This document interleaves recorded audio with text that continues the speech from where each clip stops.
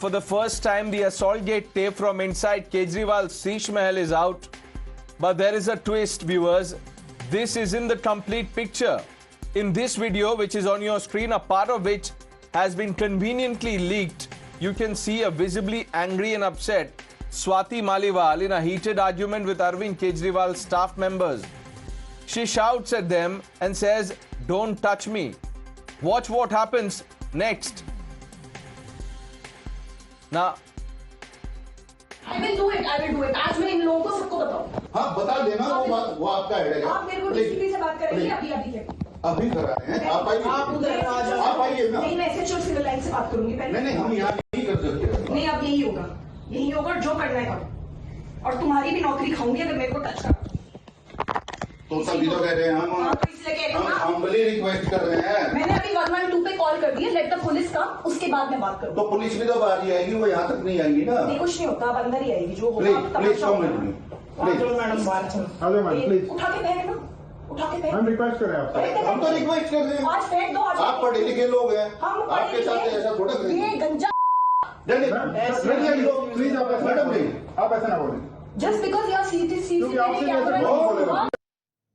for now, Delhi Police's team that reached Arvind Kejriwal's residence to gather forensic evidence and CCTV footage is recording statements of Chief Minister's security team. The police, in all likelihood, will also speak to all those who were present inside Sheesh Mahal when the assault on Swati Maliwal took place on the morning of May 13th. The sliced and diced portion of the footage from the day of the assault came out after Swati Maliwal's complaint became public. Times Now, remember, was the first channel to access the FIR. In the FIR, Swati Maliwal has detailed the brutality she was subjected to by Arvind Kejriwal's right-hand man, Vibhav Kumar. He unleashed a violent and unprovoked assault on her by slapping her 7 to 8 times. He attacked her on her chest, her stomach, her pelvic area. She was in her period. She asked him to stop, but he did not. And the monstrosity continued. The buttons of her shirt came off. It was constantly coming up. She screamed, but Vibhav did not stop. Times Now is the only channel who managed to access the FIR copy first and show you the details so as to what happened on 13th of May when Swati Maliwal entered at Chief Minister's residence sharp at 9 a.m. The FIR clearly states that without provocation, Vibhav started abusing, slapped 7 to 8 times, pounced on me, brutally dragged me, deliberately pulled up my shirt, short buttons opened up, shirt flew up, landed up on the table, and then he said that "Kar le tujhe jo karna hai, teri aukaat kya hai?" So these were the words that Vibhav Kumar had used. Then Swati Maliwal requested that since she was being slapped 7 to 8 times, she was not... Now the FIR that was being read out, Tejshri is joining us live, so is Priyank Tripathi. Two of our finest reporters, people who've gone the extra mile to get you all the updates. Priyank was all awake, up all night till about 4:30 this morning, camping outside Swati Maliwal's residence. And this morning, Tejshri was the first reporter to access the FIR. Tejshri, run us through the highlights of the FIR that has shocked the nation completely. Well, the FIR mentions several surprising things that happened inside the Chief Minister's residence. First of all, let us talk about what happened. The main important point over here is that without provocating, Vibhav Kumar started abusing Swati Maliwal, number one. Then afterwards, he started using words like "Teri aukaat kya hai, tujhe teri aukaat dikhayenge." So these were the words that Vibhav Kumar used for the sitting Rajya Sabha MP and former DCW chief. Number two, without again any provocation, Vibhav Kumar started slapping Swati Maliwal not just once but 7 to 8 times. Number three, again she was threatened, she was assaulted, and she was beaten in such a manner that a shirt flew up. She kept on asking Vibhav Kumar to stop, to let her leave, to let her go. But he did not stop there. He again kept on saying that तुझे यही गाड़ देंगे. These were the words of the former PS of Delhi Chief Minister Arvind Kejriwal to the former DCW Chief Swati Maliwal. Now, Tejasri, Later just on, hold she your also- thoughts. Stay with us, because what the Aam Aadmi Party has done, it has launched a smear campaign of such a proportion that has never been seen before. We will talk about it, but let me bring in Priyank, who is sharing more details with us as we speak. The Delhi police sources have told that the police team is now recording statement of CM security team, which was deployed on 13th May. Priyank has more details about it. Yes, Priyank. See, Pranesh, what is exactly happening right now is that the Delhi police is trying to corroborate the statement of Swati Maliwal, which means that the entrance, starting from the entrance, which was approximately around 9 o'clock on 13th morning, Swati Maliwal went inside the CM's residential complex, and it was at around 9:10 when she reached to this building, which is on the left hand side, which is the camp office of Delhi Chief Minister. She was told by the security staff to stay there, wait there, but she wanted to meet Arvind Kejriwal. She claims that she was repeatedly texting and trying to get in touch with Delhi Chief Minister, which was not happening. So then Swati Maliwal went inside the living area of CM's residence. She met Vibhav Kumar, and according to her statement, she was abused and physically assaulted. But very important thing, Pranesh, which has happened during the course of the day, that she has also recorded a statement under CRPC. Okay, Priyank, I'm sorry to cut you short there. The Aam Aadmi Party is holding a press conference. Let's cut live. Bail मिली है, जमानत मिली है और Bharatiya Janata party द्वारा लगाए गए झूठे केसों से वो तिहाड़ जेल से बाहर आए हैं, तब से भारतीय जनता पार्टी बौखलाई हुई है और इसी बौखलाहट के तहत भारतीय जनता पार्टी ने एक साजिश रची, एक षड्यंत्र रचा और उस षड्यंत्र के तहत स्वाति मालीवाल जी को दिल्ली के मुख्यमंत्री अरविंद केजरीवाल जी के घर 13 मई को सुबह सुबह भेजा गया। इस षड्यंत्र का इरादा था अरविंद केजरीवाल जी पर झूठे आरोप लगाना। स्वाति मालीवाल जी इस षड्यंत्र का चेहरा थी, स्वाति मालीवाल जी इस षड्यंत्र का मोहरा थी। स्वाति मालीवाल जी 13 मई को अनअनाउंस्ड, बिना अपॉइंटमेंट लिए मुख्यमंत्री आवास पहुंची। उनका इरादा था कि मुख्यमंत्री पर आरोप लगाया जाए, लेकिन मुख्यमंत्री जी उस समय अवेलेबल नहीं थे, उपलब्ध नहीं थे, इसलिए वो बच गए। फिर स्वाति मालीवाल जी ने विभव कुमार पर आरोप लगाए, लेकिन आज एक वीडियो सामने आया है, मुख्यमंत्री आवास के ड्राइंग रूम का वीडियो सामने आया है और उस वीडियो ने स्वाति मालीवाल जी के झूठ को पूरे देश के सामने रख दिया है। स्वाति मालीवाल जी ने जो कंप्लेंट करी थी, ये दिल्ली पुलिस को की गई उनकी एफआईआर और उस एफआईआर में शामिल फैक्ट शीट है। उस कंप्लेंट में स्वाति मालीवाल जी कहती हैं कि उनकी बेरहमी से मार पिटाई हुई, उन पर मुक्के मारे गए, घूंसे मारे गए, कि उनके सिर पर चोट लगी, कि वो उस पिटाई के बाद दर्द में कराह रही थी, उनसे बोला नहीं जा रहा था। वो पुलिस को बार बार कह रही थी कि मुझे मारा गया, मुझे पीटा गया। उन्होंने अपनी कंप्लेंट में लिखा है कि उनका सर टेबल पे लगा और उनका सर फट गया। उन्होंने लिखा है कि उनके कपड़े फाड़े गए, उनकी शर्ट के बटन फाड़े गए। ये सब कुछ स्वाति मालीवाल जी ने अपने आरोपों में कहा है, लेकिन जो आज वीडियो सामने आया है वो बिल्कुल इसके विपरीत सच्चाई दिखाता है। स्वाति मालीवाल जी उस ड्राइंग रूम में बहुत आराम से बैठी हुई हैं। वो पुलिस कर्मियों को ऊंची आवाज में डरा रही हैं, धमका रही हैं।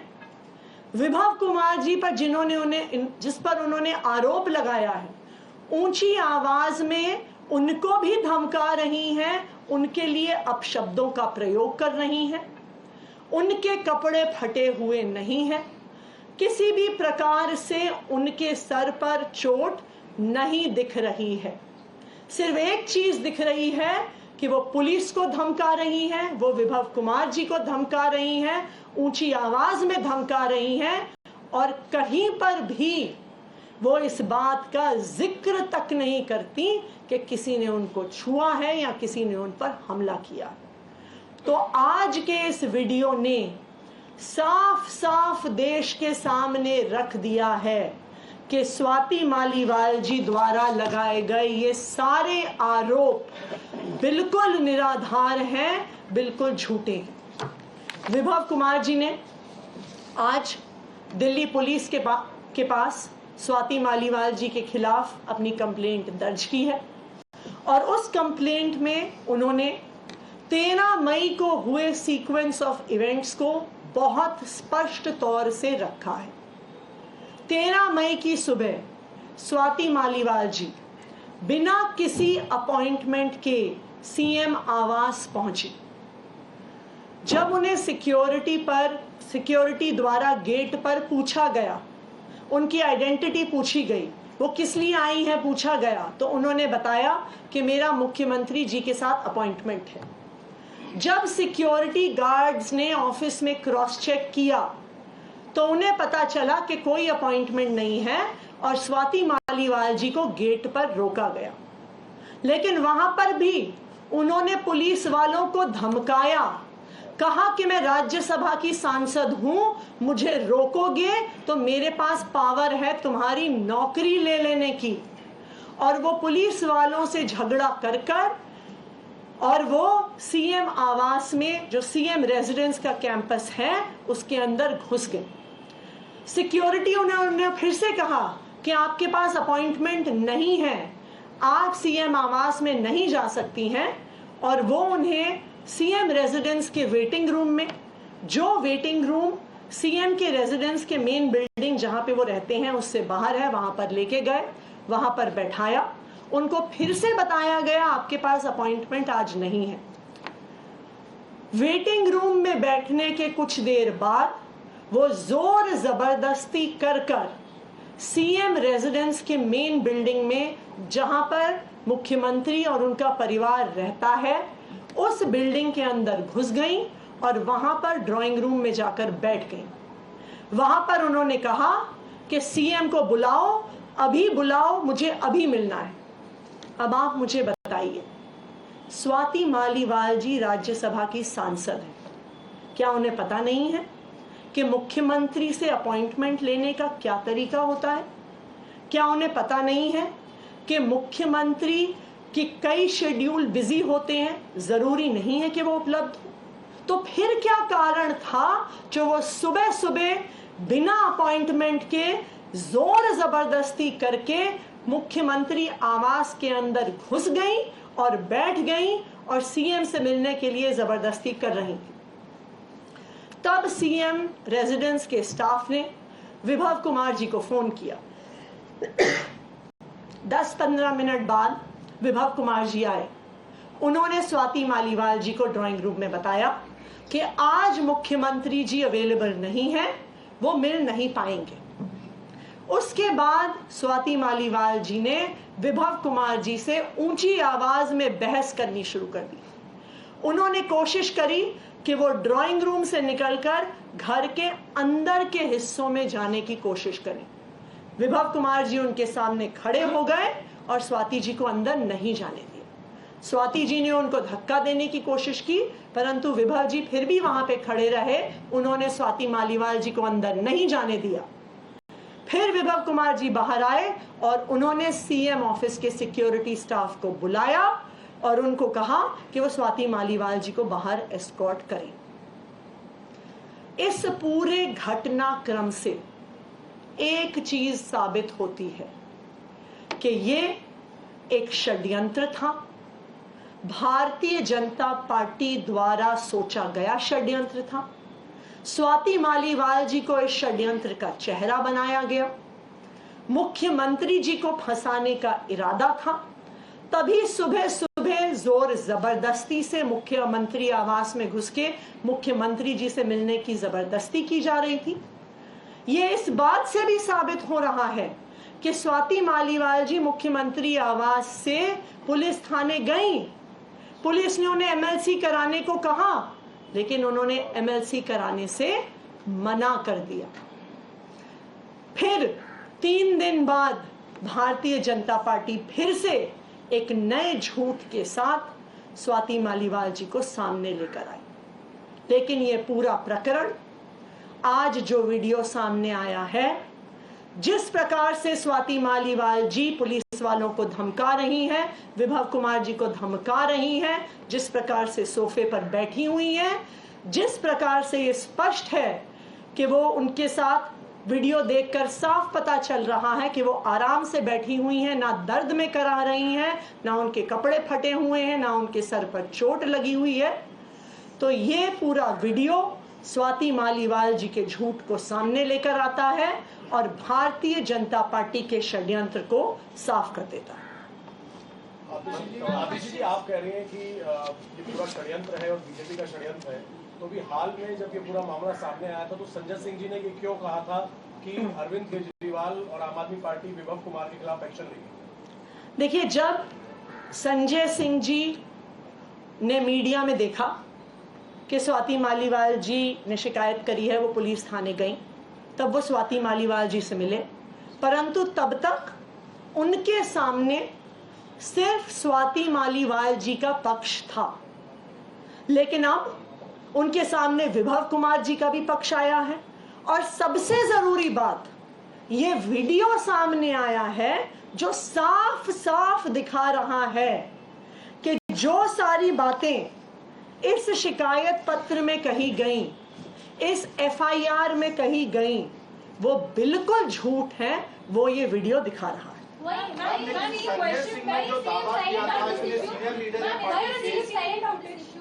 सॉरी,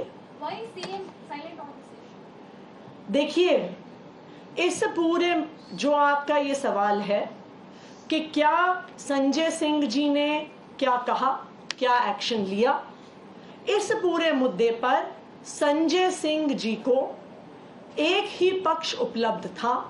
अब दोनों पक्ष हमारे सामने उपलब्ध हैं। ये वीडियो ना सिर्फ हमारे सामने बल्कि पूरे देश के सामने है। ये वीडियो साफ कर देता है कि स्वाति मालीवाल जी ने जो कुछ कहा वो साफ साफ झूठ था, और अब जो ये झूठ है वो पूरे देश के सामने आ गया। Once again, the Aam Aadmi Party going after the victim in this case, Swati Maliwal, saying that this was done at the behest of the BJP, that this is a BJP conspiracy, also indicating that Vibhav Kumar has also filed a complaint with the Delhi police against Swati Maliwal. When Atishi was asked a question on why did Sanjay Singh hold that news conference and said that we will take actions against Vibhav Kumar, her response not too convincing. She said that we had by then only one version. Vibhav hadn't spoken to the chief minister, but it is now proven that Swati Maliwal is lying. Let's remind you what Sanjay Singh had said the other day. Listen to this carefully. कल एक बहुत ही निंदनीय घटना घटित हुई जिसके बारे में आप सबको बताना चाहता हूं। कल सुबह अरविंद केजरीवाल जी के आवास पर स्वाति मालीवाल जी मिलने के लिए पहुंची थी, ड्राइंग रूम में इंतजार कर रही थी। इस बीच विभव कुमार जी वहां पे आते हैं और उन्होंने स्वाति मालीवाल जी के साथ बहुत बदतमीजी की, अभद्रता की। इस पूरे मामले की जानकारी 112 नंबर पे कॉल करके स्वाति मालीवाल जी ने पुलिस को दी। इस घटना की जितनी निंदा की जाए कम है। अरविंद केजरीवाल जी ने पूरी घटना को संज्ञान में लिया है और इस पूरे मामले में सख्त कार्रवाई करने को कहा है। जहां तक स्वाति मालीवाल जी का प्रश्न है, स्वाति मालीवाल जी ने देश के लिए, समाज के लिए बड़े काम किए हैं। पार्टी की पुरानी और सीनियर लीडर में से एक हैं। हम सब उनके साथ हैं और निश्चित रूप से ये जो पूरा प्रकरण हुआ है इसको मुख्यमंत्री जी ने गंभीरता में संज्ञान में लिया है और इस पे कार्रवाई करेंगे। Let's open this up. Huda Zariwala, political analyst, Neoma Gupta, spokesperson of the Bharatiya Janata Party, and Nirmal Kaur, former DGP Jharkhand, joining us. Nirmal Kaur ji, good evening. I want to begin by asking you, what is your take on what we've seen so far? I feel, just now I, along with the whole nation, saw the press conference in which Atishi, the Honorable Minister, has said a few things. She's obviously lying. There's a very old saying, you can fool some of the people all of the time, all of the people some of the time, but not all of the people all the time. So Atishi herself being a woman, and many women who have left AAP have complained of this kind of harassment all the time.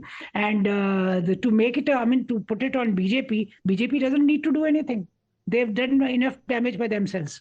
And also Atishi could well be the next victim. She should watch out. This is what Swati Maliwal was, standing all the time. Swati Maliwal has been with them since Kejriwal and party, since the days of Parivartan and Kabir, the two NGOs they were running, where the whole game began. After which he resigned from the service. Right. And he came to India Against Corruption movement, joined Anna Hazare. Anna Hazare was the face, but all the cream went to others. And we've seen them, she's lying like a motor mouth liar. Okay. It's so sad. It is sad and unfortunate. Huda Zariwala, what would you say? If Sanjay Singh did not know what had happened, why did he say that Vibhav Kumar misbehaved with Swati and that Arvind Kejriwal will take action? Well, I believe Atishi ji's press conference has made matters very clear. These are new things in the light of the new development. We have now established that Swati Maliwal. Huda Zariwala, 1 minute. Who is the Aam Aadmi Party? No, 1 minute. Who is the Aam Aadmi Party to give a clean sheet to Vibhav Kumar when there is a criminal complaint and the nature of offence is so grave? What right does the Aam Aadmi Party have to play judge and jury? Let the police probe. Why is the Aam Aadmi Party jumping the gun? We have only one side of the story. So did Sanjay Singh ji. Let the police probe. Why is the Aam Aadmi Party jumping the gun and calling Swati Maliwal names? That she appeared Are you not, Huda Zariwala? You should be taking a principled stand. Is this right to malign and slander a woman like this? Ministers are tweeting. They are saying that Maliwal is doing this for allow stunt. me to correct you. Nobody maligned her. The entire party stood by her. There was a press conference held in support of her. But Then why the U-turn then? Why have you done a U-turn then? Why have you done a U-turn? We now know. Just few hours after that press conference was done. 1 minute. Huda Zariwala, listen. Huda Zariwala. Huda, listen to me. Just hours after Sanjay Singh held that press conference, Vibhav Kumar was seen roaming around on a pole yatra with the chief minister. Let me get in Ms. Gupta. Neoma Gupta, the charge is that this is a BJP conspiracy. It's so saddening to see this, and to be honest, it's appalling because you're belittling the fact that a woman has been assaulted at the residence of a chief minister. AAP is now saying that there is this video which has been circulated where you're completely character assassinating Swati and you're absolving yourself of culpability.